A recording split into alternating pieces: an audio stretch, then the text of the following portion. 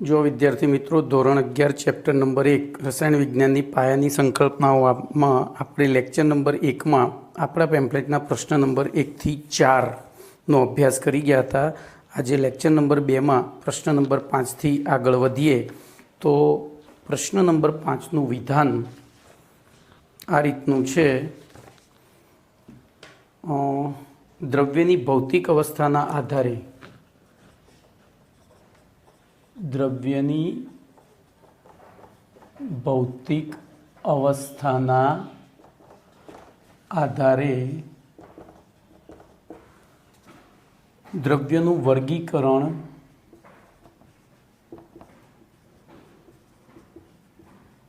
સમજાવો, આવો પ્રશ્ન છે। બરોબર, દ્રવ્યના વર્ગીકરણ એટલે ભૌતિક અવસ્થાના આધારે દ્રવ્યનું વર્ગીકરણ તો સમજાવો। તેમાં આપણે સૌથી પહેલાં જણાવીએ તો બોલો પરિચયમાં શું લખીશું? તો દ્રવ્યની ભૌતિક અવસ્થાના આધારે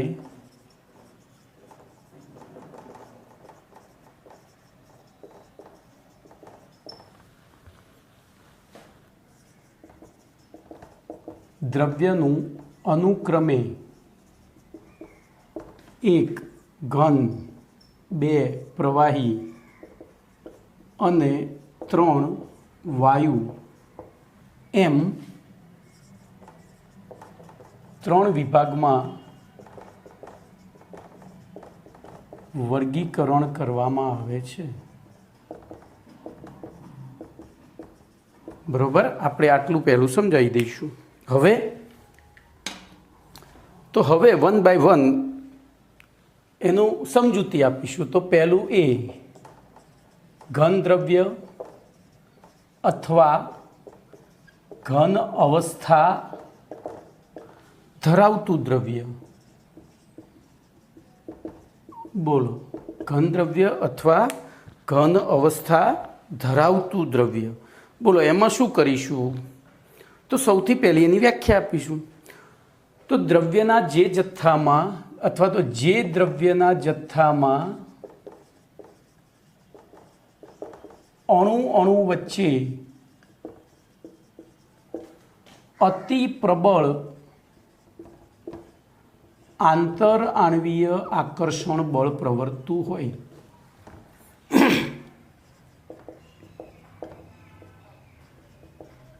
બળ પ્રવર્તતું હોય તેવા દ્રવ્યનો, બોલો તેવા દ્રવ્ય નિશ્ચિત કદ અને આકાર ધરાવતા હોય છે।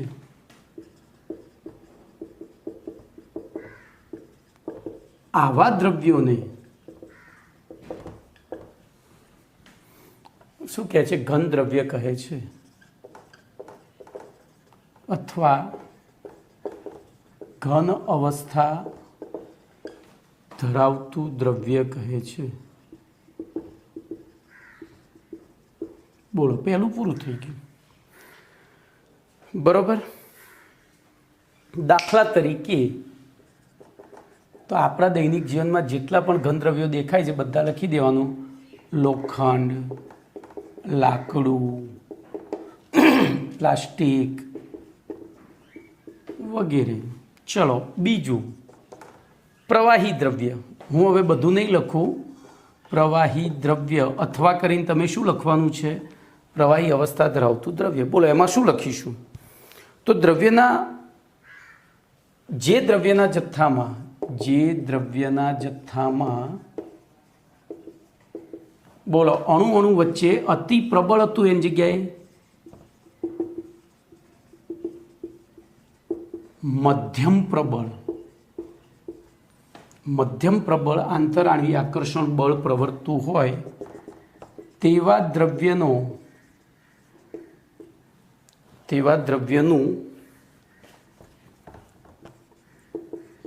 કદ નિશ્ચિત હોય છે પરંતુ આકાર નિશ્ચિત હોતો નથી। કદ નિશ્ચિત હોય છે પરંતુ આકાર નિશ્ચિત હોતો નથી। તેવા દ્રવ્યને બોલો શું કહે છે? દાખલા તરીકે તો પાણી, આલ્કોહોલ, દૂધ, દૂધ જો કે દ્રવ્ય નથી એ મિશ્રણ છે, તો પાણી, આલ્કોહોલ, ઇથર વગેરે વગેરે. ચલો ત્રીજો પ્રકાર તો વાયુ દ્રવ્ય.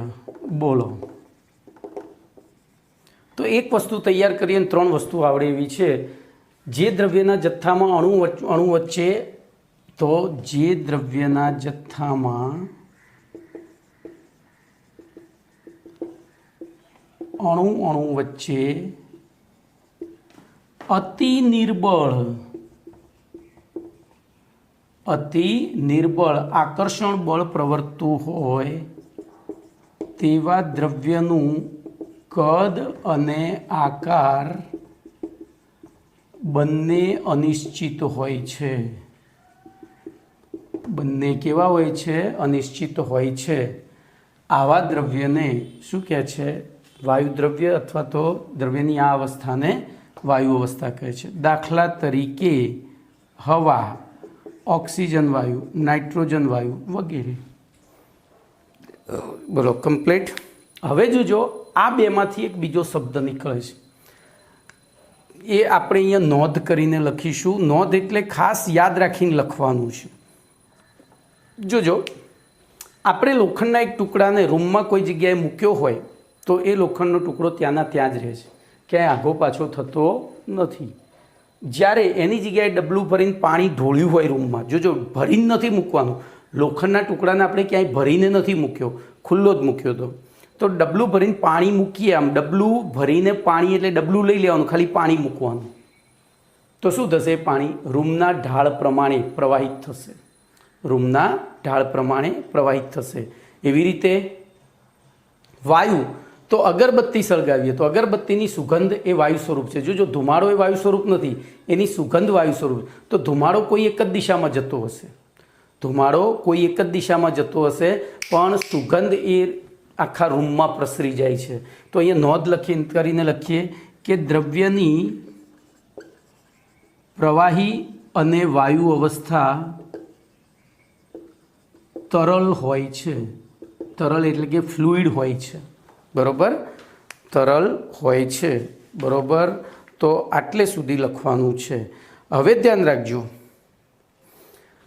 આના ઉપર હવે આ દ્રવ્યની 3 અવસ્થાઓ આપણને કેમ મળી એનું કારણ. તો કારણ, આ 3 અવસ્થા મળવાનું કારણ તો આપણને ખબર છે. બોલો શું ખબર છે? કે દ્રવ્યના જથ્થામાં અણુ વચ્ચે પ્રવર્તતા આંતરાણવીય આકર્ષણ બળની માત્રા એ એટલે કે એની પ્રબળતાનો આધાર દ્રવ્યના તાપમાન ઉપર છે. આંતરાણવીય આકર્ષણ બળની માત્રા એટલે કે એની પ્રબળતાનો આધાર કોની ઉપર છે? દ્રવ્યના તાપમાન ઉપર. અહીંયા જેમ તાપમાન વધશે એમ આંતરાણવીય આકર્ષણ બળ ઘટશે. તાપમાન વધશે એમ આંતરાણવીય આકર્ષણ બળ ઘટશે. તો એવી પરિસ્થિતિમાં શું થાય? નીચા તાપમાને જે દ્રવ્ય ઘન અવસ્થા ધરાવતું હોય એનું તાપમાન વધારવાની શરૂઆત કરીએ તો ધીમે ધીમે જો નીચા તાપમાને એમાં અતિ પ્રબળ આકર્ષણ બળ હતું, એ આકર્ષણ બળ સહેજ ઊંચા તાપમાને ગયા એટલે મધ્યમ પ્રબળમાં પરિવર્તિત થયું. એટલે નીચા તાપમાને કઈ અવસ્થા ધરાવતું હતું? ઘન અવસ્થા. જ્યારે એનાથી ઊંચા એટલે કે થોડા ઊંચા તાપમાને જઈશું તો એ કઈ અવસ્થા ધારણ કરશે? પ્રવાહી અવસ્થા. અને એનાથી ઊંચા એટલે કે અતિ ઉચ્ચ તાપમાને જઈશું તો એની અંદર પ્રવર્તતું આંતરાણવીય આકર્ષણ બળ અતિ નિર્બળ થઈ જશે. અને એવી પરિસ્થિતિમાં એ કઈ અવસ્થા ધારણ કરશે? તો કે વાયુ, બરાબર? ટૂંકમાં જો આપણે બરફને ગરમ કરીએ તો બરફને ગરમ કરી એટલે શરૂઆતમાં બરફ એટલે નીચું તાપમાન થયું, નીચા તાપમાને એ ઘન અવસ્થા ધરાવતો હતો, ત્યાંથી ગરમ થયા પછી એ પ્રવાહીમાં આવ્યો અને વધુ ગરમ કરી 100 ડિગ્રીથી વધારે ગરમ કરીશું તો એ વરાળ બની જાય છે. ઓકે, તો અહીંયા તમારો 5મો પ્રશ્ન પૂરો. મેં અહીંયા કારણ બાકી રાખ્યું છે લખવાનું, એ આપણને ખબર છે એટલે હવે લખી દેવાનું છે. મેં તમને ચર્ચા કરી પણ લખ્યું નથી. ચલો એના પછી પ્રશ્ન નંબર 6.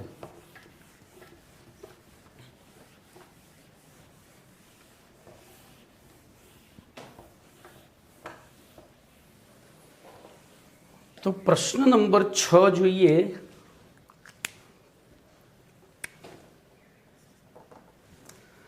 દ્રવ્યની રાસાયણિક લાક્ષણિકતાઓના આધારે દ્રવ્યનું વર્ગીકરણ સમજાવો. દ્રવ્યની રાસાયણિક લાક્ષણિકતાઓના આધારે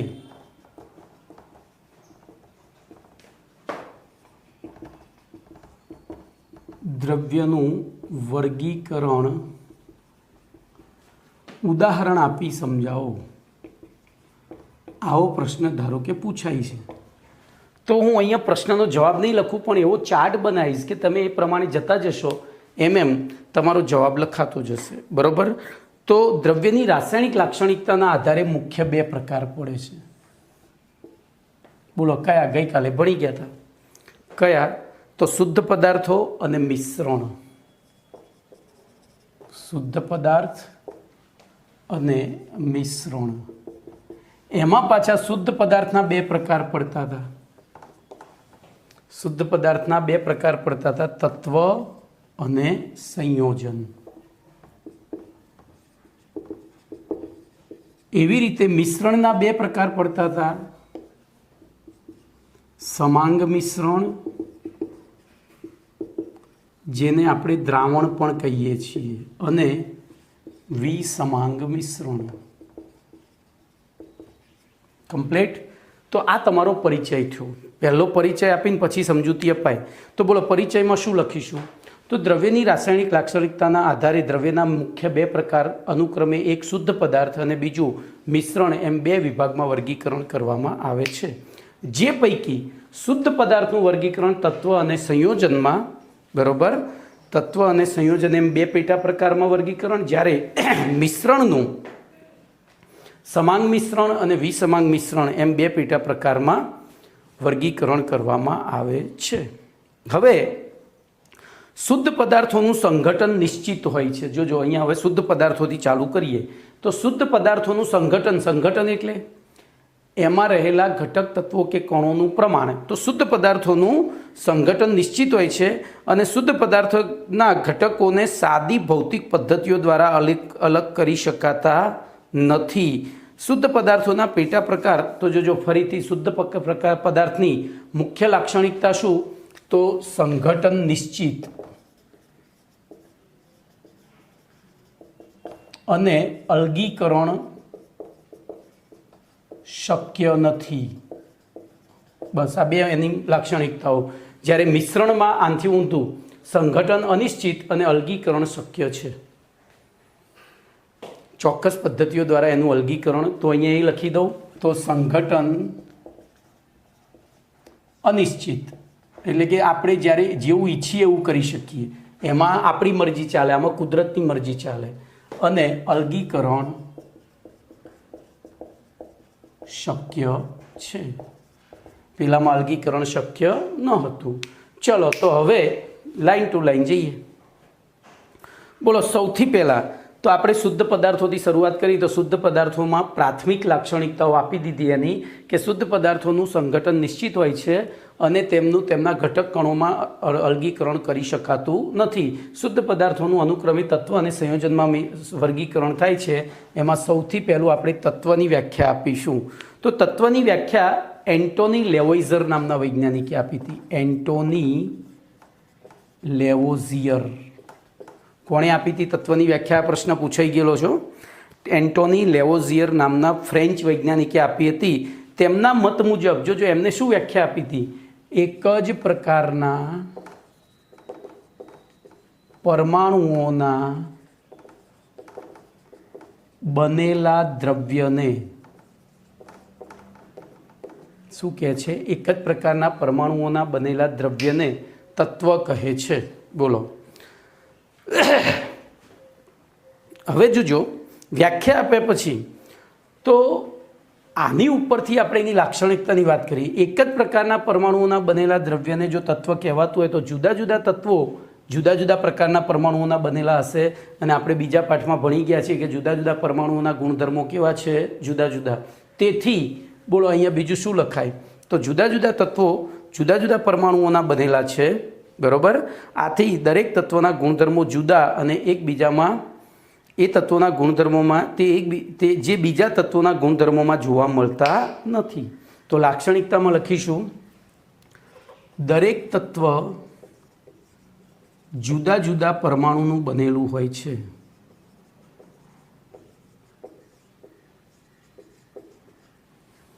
અહીંયા આ વાક્ય થોડું દરેક તત્વ એકબીજાથી જુદા એવું લખવું પડે. દરેક તત્વ હવે જો ગુજરાતી ભાષા પ્રમાણે જઈએ ને તો બહુ ઓકવર્ડ વાક્ય થઈ જાય. દરેક તત્વ કોઈ ચોક્કસ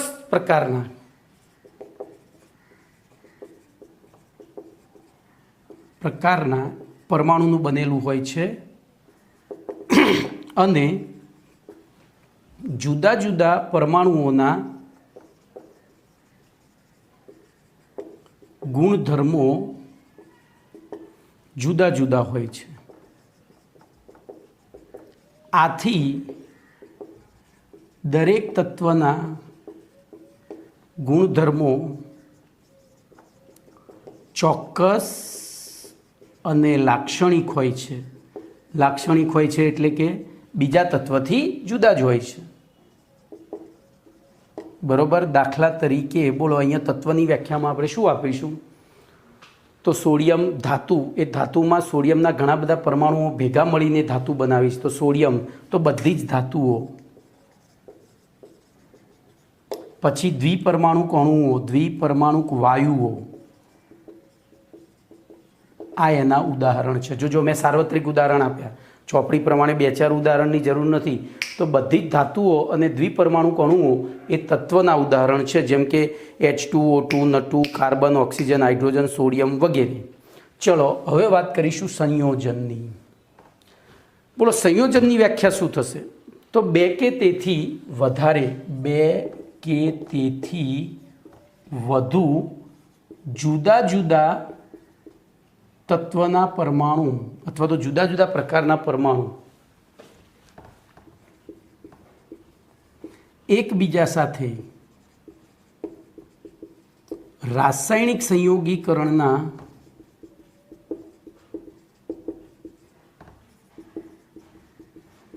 નિયમોને આધીન જોડાય ત્યારે પ્રાપ્ત થતા દ્રવ્યને, જોજો આમાં અણુની વ્યાખ્યા મેં ભેગી સાંકળી લીધી. મેં અણુની સંયોજનની 2ની વ્યાખ્યા સાંકળી લીધી. 2 કે તેથી જુદા જુદા પરમાણુ એકબીજા સાથે રાસાયણિક સંયોગીકરણના નિયમોને આધીન જોડાય, એટલે કે એમની વચ્ચે રાસાયણિક બંધ બને ત્યારે બનતા દ્રવ્યને શું કહે છે? સંયોજન કહે છે. પ્રાપ્ત થતા અથવા બનતા. હવે જોજો, અહીંયા 2 કે તેથી વધુ પરમાણુઓ એકબીજા સાથે રાસાયણિક બંધ દ્વારા જોડાય છે. જગ્યાના અભાવે મેં પહેલાંનું લખ્યું છે, એટલે પહેલી વ્યાખ્યા આપવાની, પછી એની લાક્ષણિકતા. તો વ્યાખ્યા લખીશ, હવે લાક્ષણિકતા હું શબ્દોમાં બોલીશ જે આના ઉપર આધારિત છે.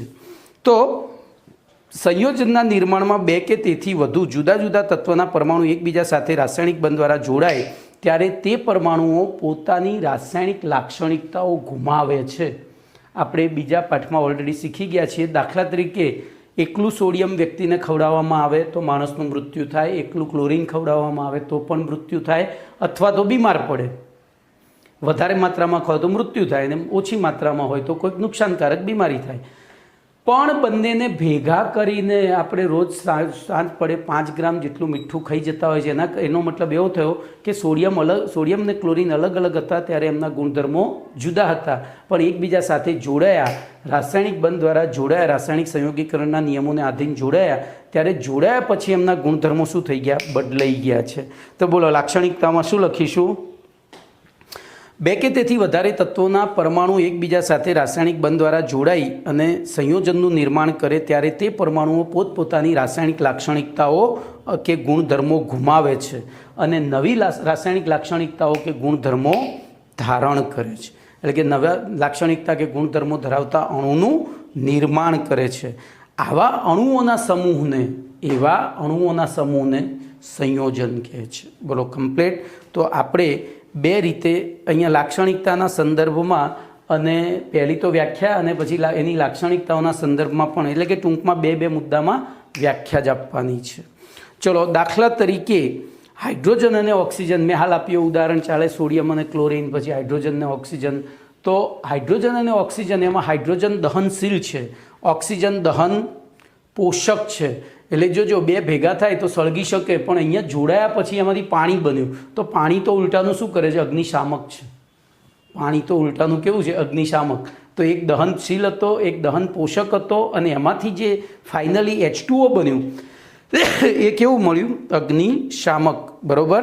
એટલે કે ટૂંકમાં અહીંયા સંયોજનનું નિર્માણ થાય ત્યારે મૂળભૂત પરમાણુઓના ગુણધર્મો બદલાઈ જાય છે.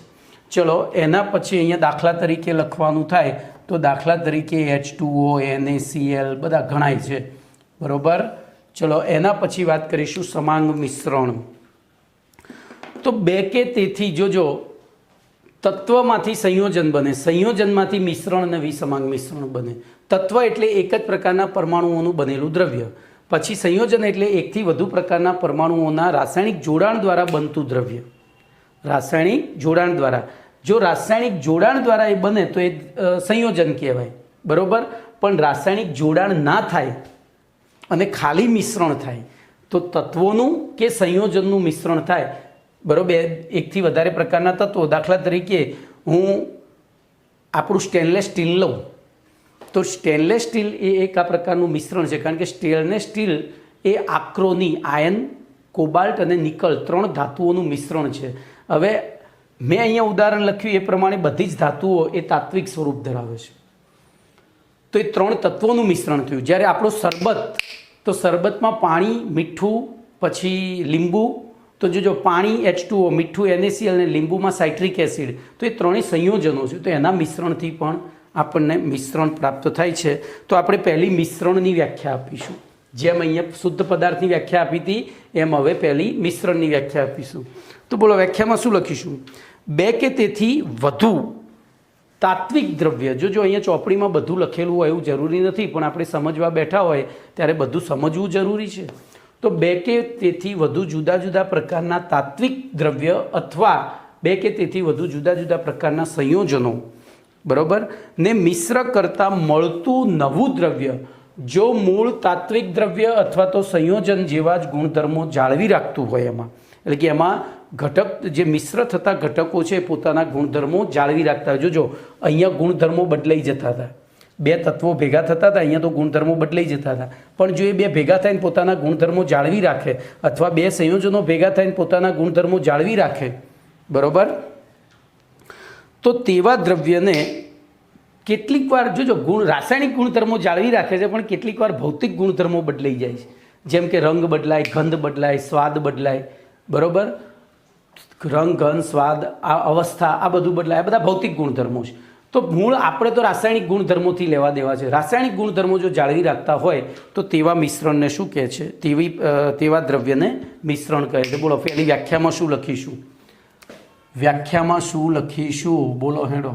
સોરી, અહીંયાની વ્યાખ્યા પહેલી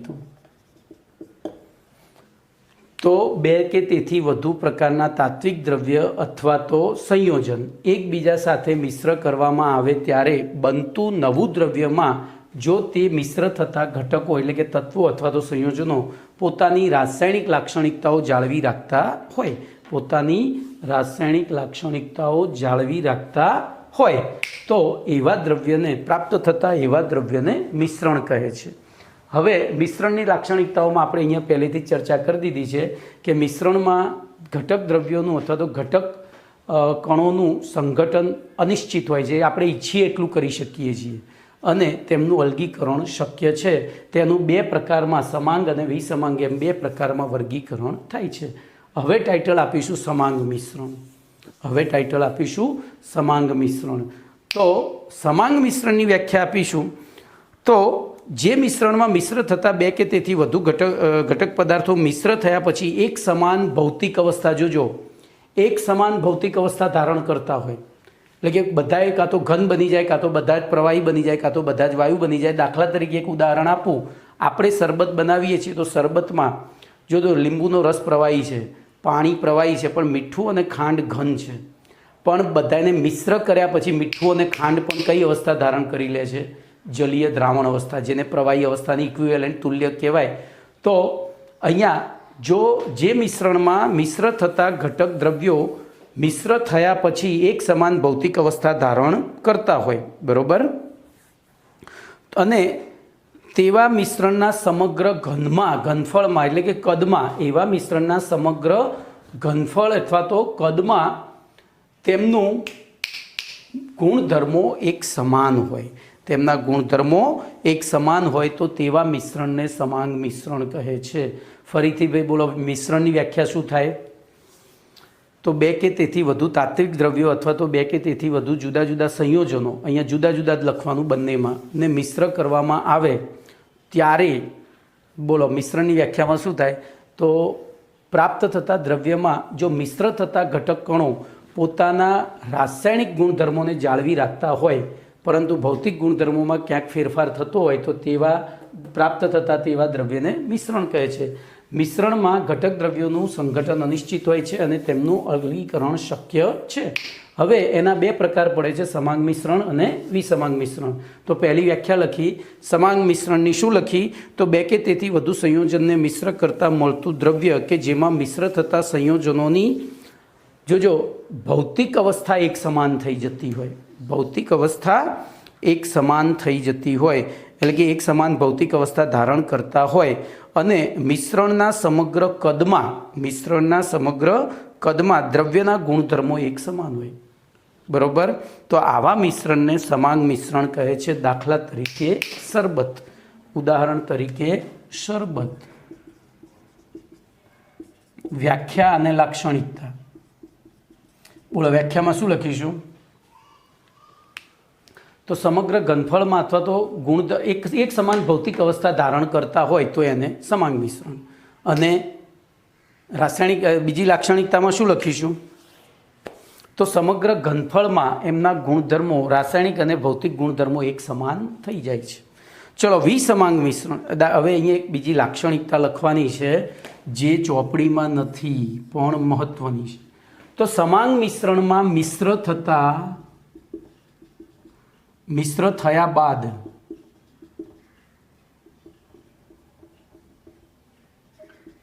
ઘટક કણોના કદ 1 થી 1000 નેનોમીટરની હદમાં હોય છે.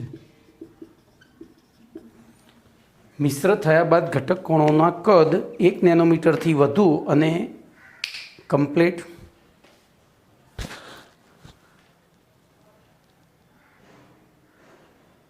મારી ભૂલ થઈ, આ મેં ખલીલ દ્રાવણ 1 નેનોમીટરથી ઓછું હોય છે એવું લખવાનું છે.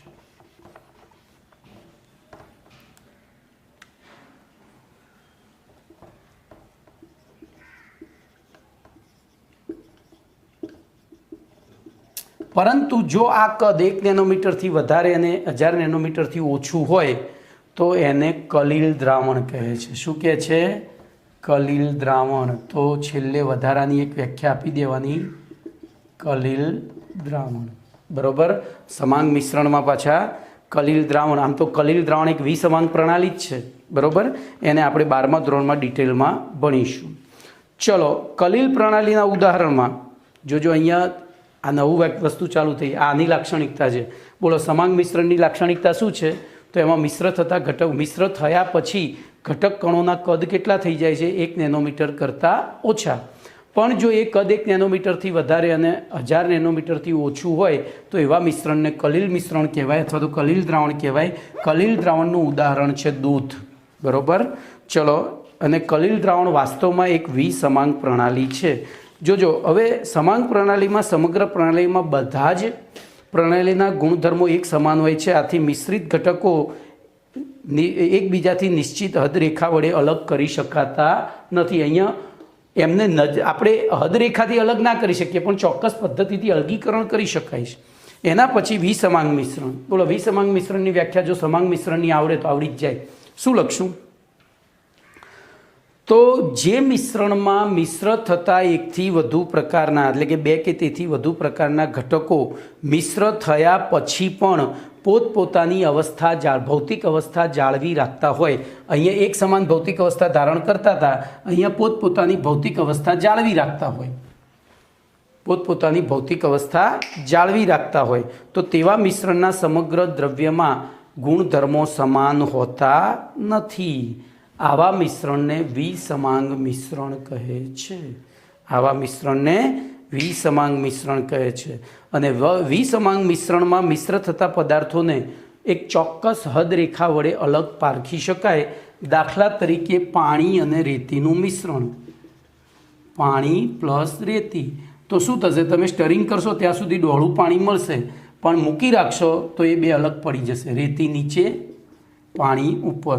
શરબતમાં એવું થતું નથી, ખાંડ અને પાણી છૂટા નથી પડતા. તો અહીં એક નિશ્ચિત હદરેખા વડે રેતી અને પાણીને અલગ પાડી શકાય છે.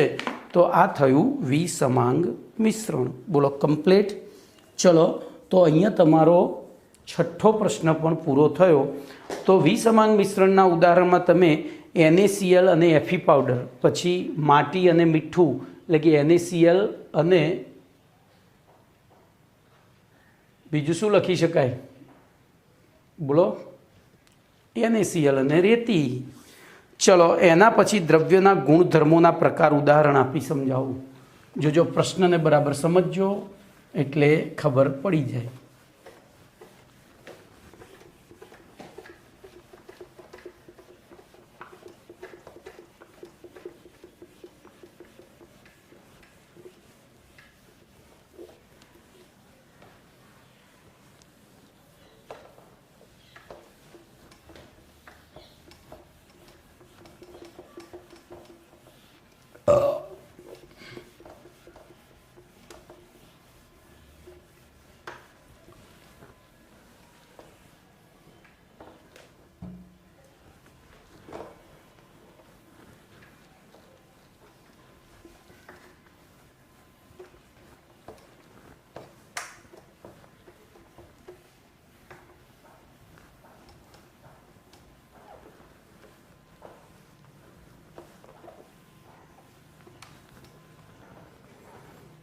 તો પ્રશ્ન નંબર 7,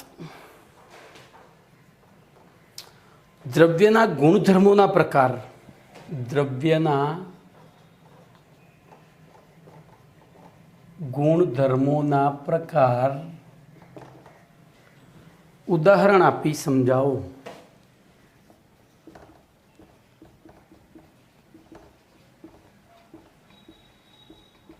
બોલો, આવો પ્રશ્ન છે. તો જોઈએ, સૌથી પહેલાં દ્રવ્યના ગુણધર્મના 2 પ્રકાર છે. પરિચય લખવો પડે. બોલો, સૌથી પહેલો શું લખીશું? પરિચય. બોલો, પરિચયમાં શું લખીશું? તો દ્રવ્યના ગુણધર્મોને 2 પ્રકારમાં વહેંચવામાં આવ્યા છે. કયા 2? તો એક ભૌતિક ગુણધર્મો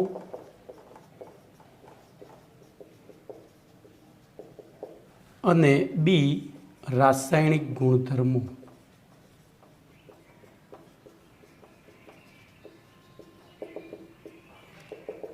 ભૌતિક ગુણધર્મો અને રાસાયણિક ગુણધર્મો. બોલો, ભૌતિક ગુણધર્મની વ્યાખ્યા શું થશે? ભૌતિક ગુણધર્મની વ્યાખ્યા શું થશે? તો જે તે દ્રવ્યના રાસાયણિક સંઘટન એટલે કે સંઘટનને બદલ્યા સિવાય, જે તે દ્રવ્યના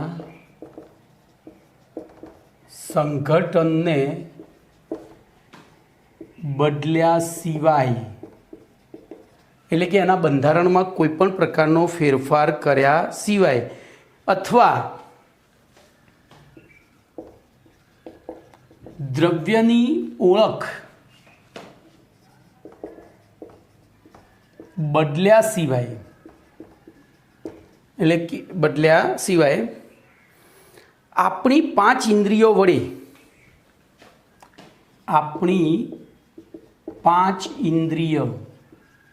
બોલો, આપણી 5 ઇન્દ્રિય કઈ? તો સૌથી પહેલું આંખ, નાક, કાન, જીભ અને ત્વચા વડે જાણી, માણી કે અનુભવી શકાય તેવા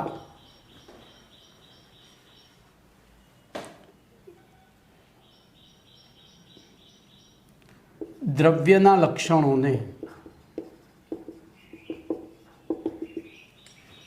જોજો, દ્રવ્યના સંગઠનને બદલ્યા સિવાય અહીંયા ધ્યાન રાખજો. દાખલા તરીકે તમારે ખાંડનો સ્વાદ ચાખવો છે, તો એના માટે દ્રવ્યનું સંગઠન, એનું કોઈ બંધારણ બદલવાની જરૂર નથી. તમે ખાંડને સીધી મોઢામાં નાખો એટલે ખબર પડી જાય. બરાબર? ચલો, એનું ગલનબિંદુ નોંધવું છે, તો ગલનબિંદુમાં એ ક્યારે પીગળે છે એ નોંધી લીધું. પછી પાછું એને ઠંડુ કરીશું, પાછી અતિ એમને એમ ખાંડ મળશે. એટલે કે જોજો, દ્રવ્યની ઓળખ બદલ્યા સિવાય અથવા એના સંગઠનને બદલ્યા સિવાય. બરાબર? આપણી 5 ઇન્દ્રિય વડે જાણી માણી કે અનુભવી શકાય તેવા દ્રવ્ય લક્ષણોને કેવા લક્ષણો કહેવાય? તો ભૌતિક ગુણધર્મો કહે છે. દાખલા તરીકે રંગ, ગંધ, સ્વાદ, અવસ્થા, ગલનબિંદુ, ઉત્કલન બિંદુ, દ્રાવ્યતા વગેરે ઘણા બધા ભૌતિક ગુણધર્મો છે, પણ આપણે આટલા તો લખીશું જ. રંગ, ગંધ, સ્વાદ, અવસ્થા, ગલનબિંદુ. જોજો, હું ઇન્દ્રિયો પ્રમાણે કહું છું. રંગ એટલે આંખથી જોઈ શકાય, ગંધ તો નાકથી, સ્વાદ તો જીભથી, અવસ્થા તો હાથથી. કાન કોઈ કામમાં આવતો નથી, કારણ કે કોઈ કેમિકલ બોલતું નથી કે હું મનીયો બોલું. એમોનિયા એવું ના કે હું મનીયો બોલું છું એમ. બરાબર? તો ચલો, રાસાયણિક ગુણધર્મોની વ્યાખ્યા શું થશે? બોલો, રાસાયણિક ગુણધર્મોની વ્યાખ્યા શું થશે? તો દ્રવ્યના જે ગુણધર્મોના માપન માટે કે અવલોકન માટે, દ્રવ્યના જે ગુણધર્મોના માપન કે અવલોકન માટે દ્રવ્યના સંગઠનમાં ફેરફાર કરવો પડે, ફેરફાર કરવો અનિવાર્ય હોય. અનિવાર્ય હોય એટલે કે ફરજિયાત ફેરફાર કરવો જ પડે તેવા ગુણધર્મોને, તેવા લક્ષણો કે ગુણધર્મોને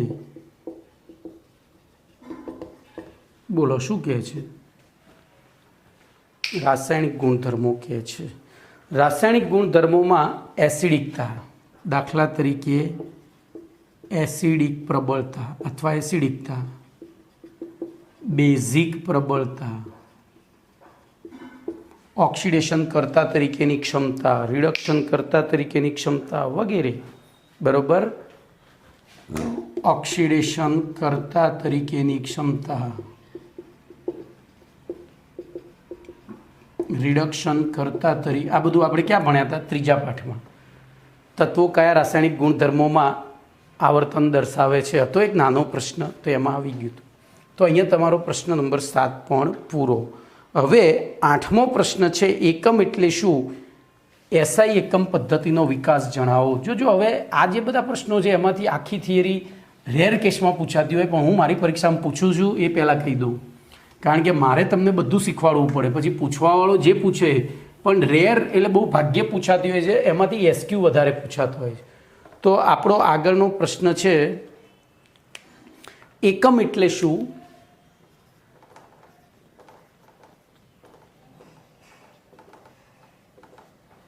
એકમ એટલે શું? એસઆઈ એકમ પદ્ધતિનો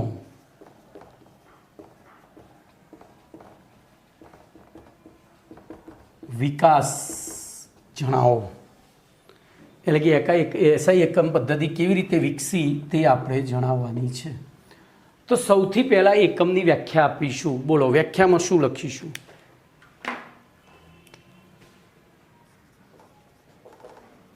વ્યાખ્યા લખતા પહેલાં પરિચય આપવો પડે. સોરી હો ભાઈ, હું જ ભૂલી ગયો. પરિચય અને પછી વ્યાખ્યા. તો શું લખીશું પરિચયમાં? તો જોજો, દરેક કોઈપણ સંયોજન હોય, કોઈપણ દ્રવ્ય હોય, તો એના રાસાયણિક અને ભૌતિક ગુણધર્મોના મૂલ્યો એના જથ્થા ઉપર આધારિત હોય છે. કેટલાક ગુણધર્મોના મૂલ્યો એના, દાખલા તરીકે પદાર્થનું દળ તો એ જથ્થા ઉપર આધારિત છે, કદ તો જથ્થા ઉપર આધારિત છે. બરાબર? સ્વાદ પણ જથ્થાત્મક ગુણધર્મો છે, આટલું યાદ રાખજો. તમે મારા ઘરે આવો, ભાઈ હું તમને શરબત પીવડાવીશ, આવજો બધા ભેગા થઈ, અને પછી હું પેલું ડ્રોપર આવે એનાથી લઈને કહું આ નાના છોકરાને દવા પીવડાવતા હોય એક એક ટીપું મોઢામાં શરબતનું મૂકું અને પછી પૂછું કે બેટા શરબત કેવો લાગ્યો, તો અંદરથી કેવી બળતરા થાય, સાહેબ બહાર નીકળો બતાવો કેવો લાગ્યો. હારા ચિંગુસ મારવાડી જેવા સાહેબ શરબત પીવા બોલાવે છે, ઘરે કોલ્ડ ડ્રિંક્સ પીવા બોલાવે ને પછી થમ્સઅપની એક બોટલમાં 100 જણને ટીપે કોલ્ડ ડ્રિંક્સ પીવડાવે. પછી એમ કે કોલ્ડ ડ્રિંક્સ પાર્ટી પૂરી થઈ, તો ગુસ્સો આવે ને આપણને. તો ત્યાં જો કોલ્ડ ડ્રિંક્સ અથવા તો કોઈ પણ વસ્તુનો સ્વાદ એ પણ જથ્થાત્મક ગુણધર્મ છે. દળ તો એ પણ જેમ જથ્થો વધશે એમ દળ વધશે, જેમ જથ્થો વધશે એમ કદ વધશે. તો આવા જે ગુણધર્મો છે એનું માપન ફક્ત એકલી સંખ્યાના સંદર્ભમાં દર્શાવવું યોગ્ય નથી. એનું માપન ફક્ત એકલી દાખલા તરીકે મેં આટલા ઘઉં લીધા અને આટલા ઘઉં લીધા, બંનેનું દળ વજન ન થયું, તો આટલાનું 1 કિલો એટલે 1 આવ્યું, નાનું 5 આવ્યું, તો હું 1 અને 5 લખું તેનો કોઈ જ ભૌતિક અર્થ નથી. એકલા સંખ્યાત્મક મૂલ્યનો કોઈ ભૌતિક અર્થ નથી. દાખલા તરીકે હું એક ખાલી જગ્યા અહીં લખું, મારું ખાલી જગ્યા 40 છે. બોલો ખાલી જગ્યામાં તમે શું લખશો? ઓપ્શન એ વજન, બરાબર. ઓપ્શન બી ઉંમર. ભાઈ અહીંયા વિજ્ઞાન છે એટલે વિજ્ઞાનમાં તમારે શું કહેવાય પેલી વ્યાકરણને ધ્યાનમાં નથી લેવાનું. ત્રીજું સી ઊંચાઈ અને ડી બોલો દળ ઊંચાઈ કદ. બોલો આમાંથી શું જવાબ લખશો? તો ગુજરાતીના સાહેબને ચેક કરવા બેસાડ્યા તો એ પ્રાસ પ્રમાણે મારું તો એની સાથે મારી ઊંચાઈ મારી આવે, કદ મારું આવે, વજન મારું આવે અને ઉંમર મારી આવે. તો આ બે માટે આગળ મારી લખેલું હોવું જોઈએ, આ બે માટે ઉપર મારું. તો હાલ મારું લખેલું છે એટલે વજન પણ થઈ શકે ને કદ પણ થઈ શકે. પણ જો મારુંની જગ્યાએ મારી લખ્યું હોત તો મારી ખાલી જગ્યા 40 છે તો ઉંમર કે ઊંચાઈ. પણ એક ગુજરાતીના સાહેબ માટે ગુજરાતીના સાહેબ માટે કેમિસ્ટ્રીના સાહેબ માટે મારું મારી બધું બરાબર જ છે. તો એ વખતે કન્ફ્યુઝ થાય, કારણ આમાંથી કયો જવાબ? વિદ્યાર્થી કન્ફ્યુઝ થાય આમાંથી કયો જવાબ. પણ જો અહીંયા એક પ્રત્યય કોઈ પણ વસ્તુની પાછળ લખાય એને પ્રત્યય, અહીંયા જો એક પ્રત્યય લખ્યો હોત વર્ષ, કિગ્રા, લીટર અને ઇંચ, બોલો તો વર્ષ લખ્યું હોત તો જવાબ શું થાય? તો ઉંમર. કિગ્રા લખ્યું હોત તો વજન, લીટર લખ્યું હોત તો કદ અને ઊંચાઈ ઇંચ લખ્યું હોત તો ઊંચાઈ. આમ કોઈપણ સંખ્યાત્મક ગુણધર્મના માપિત સંખ્યાત્મક મૂલ્યની પાછળ જો યોગ્ય પૂર્વક ન લગાડવામાં આવે તો એ ફક્ત સંખ્યાત્મક મૂલ્યનો કોઈ જ ભૌતિક અર્થ રહેતો નથી. આથી એ સંખ્યાત્મક મૂલ્યની પાછળ લગાડવામાં આવતા આવા પ્રત્યયને શું કહેવામાં આવે છે? જે તે ભૌતિક રાશિનો એકમ. તો ધ્યાન રાખજો. હવે હું તમને એઝ પર ટેક્સ્ટબુક, મેં મારું ઉદાહરણ આપીને તો સમજાવી દીધું, હવે એઝ પર ટેક્સ્ટબુક કહું તો દ્રવ્યના ભૌતિક અને રાસાયણિક ગુણધર્મો જથ્થાત્મક હોય છે. આથી દ્રવ્યના ગુણધર્મોના માપન કરેલા કે અવલોકન કરેલા સંખ્યાત્મક મૂલ્યોને એકલા દર્શાવવાથી તેમનો કોઈ જ અર્થ નીકળતો નથી. આથી આવા સંખ્યાત્મક મૂલ્યોની સાથે એક અનુકૂળ પ્રત્યય પ્રણાલી દર્શાવવામાં આવે છે. આવી પ્રત્યય પ્રણાલીને જે તે ગુણધર્મ અથવા રાશિનો એકમ કહે છે અને ગુણધર્મના માપિત અથવા અવલોકિત મૂલ્યની પાછળ દર્શાવેલા એકમ જે તે ગુણધર્મનો નિર્દેશ કરે છે. જેમ કે હાલ મેં જે ઉદાહરણ બોર્ડ ઉપર લખ્યું છે એમાં 40ની પાછળ વર્ષ લખ્યું હોય તો આપણને તરત ખબર પડી જાય કે ભાઈ અહીંયા સાહેબે ઉંમર માપી છે. કિલોગ્રામ લખ્યું હોય તો ખબર પડી જાય કે સાહેબે દળ માપ્યું છે. આમ જે આ પ્રત્યય પ્રણાલી છે એ જે તે ગુણધર્મનો નિર્દેશ કરે છે. બોલો કમ્પ્લેટ. દાખલા તરીકે આપણા વર્ગખંડની લંબાઈનું માપ 5 છે તો 5 શું? પણ તો ખાલી 5 લખવામાં આવે તો એનો કોઈ અર્થ નીકળતો નથી. પરંતુ જો 5 પાછળ મીટર લખવામાં આવે તો વાંચનાર વ્યક્તિ સરળતાથી સમજી શકે છે કે અહીં મીટર એ લંબાઈનો એકમ છે અને તેથી આપણે વર્ગખંડની લંબાઈ માપી રહ્યા છીએ અથવા તો પહોળાઈ માપી રહ્યા છીએ. હવે જો અહીંયા આપણે એના આ એસઆઈ એકમ પદ્ધતિનો વિકાસની વાત કરીએ તો જ્યારથી વિજ્ઞાનનો વિકાસ શરૂ થયો છે ત્યારથી ત્યારથી જ આપણે ભૌતિક રાશિઓ અને તેના એકમો વાપરતા આવ્યા છીએ, બરાબર. પણ જુદા જુદા સમયમાં જુદા જુદા ભાગોમાં પૃથ્વીના એટલે કે દુનિયાના જુદા જુદા ભાગોમાં દ્રવ્યના વિવિધ ગુણધર્મોના માપન માટે બે જુદી જુદી પદ્ધતિઓ અનુક્રમે ઇંગ્લિશ પદ્ધતિ અને મેટ્રિક પદ્ધતિનો ઉપયોગ કરવામાં આવતો હતો જૂના સમયમાં, બરાબર. જે પૈકી મેટ્રિક પદ્ધતિનો ઉદ્ભવ 18મી સદીમાં ઉત્તરાર્ધમાં ફ્રાન્સમાં થયો હતો અને તે અંકોની દશાંશ પદ્ધતિ ઉપર આધારિત હતી. આથી તે વધુ અનુકૂળ હતી. જોજો, ભૂતકાળની અંદર આવા એકમો દર્શાવવા માટે બે પદ્ધતિઓ આવી, ઇંગ્લિશ પદ્ધતિ અને મેટ્રિક પદ્ધતિ, જેમાં મેટ્રિક પદ્ધતિનો ઉદ્ભવ થયો હતો ફ્રાન્સમાં, બરાબર. અને તેમાં દશાંશ પદ્ધતિ ઉપર તે આધારિત હતી, તેથી તે વધુ અનુકૂળ હતી. તેમ છતાં દુનિયાના જુદા જુદા ભાગોમાં અલગ અલગ પદ્ધતિના કારણે વૈજ્ઞાનિકોને દુનિયાના જુદા જુદા ભાગોમાં થયેલા પ્રયોગોના અને સંશોધનોના અભ્યાસ અને નવા સંશોધનોમાં મુશ્કેલી પડતી હતી. આથી આ મુશ્કેલીનું નિવારણ કરવા માટે સમય સાથે એકમ પદ્ધતિઓ જુદી જુદી કેટલીક એકમ પદ્ધતિઓ વિકસાવવામાં આવી હતી અને અંતમાં 1960માં સેવ્રે ખાતે મળેલી international bureau of weight and મેઝરની 11મી સામાન્ય સભામાં નક્કી થયા પ્રમાણે આંતરરાષ્ટ્રીય સ્તરે વિવિધ ગુણધર્મોના માપનમાં એક સૂત્રતા જાળવવાની સમજૂતીના કરાર કરવામાં આવ્યા અને ઈસવીસન 1975માં આંતરરાષ્ટ્રીય સ્તરે એક સમાન એકમ પદ્ધતિ સ્વીકારવામાં આવી હતી, જેને ફ્રેન્ચ નામ લી સિસ્ટમી ડી ઇન્ટરનેશનલ ડી યુનિટ્સ રાખવામાં આવ્યું હતું, જેને ટૂંકમાં એસઆઈ એકમ પદ્ધતિ કહેવામાં આવે છે.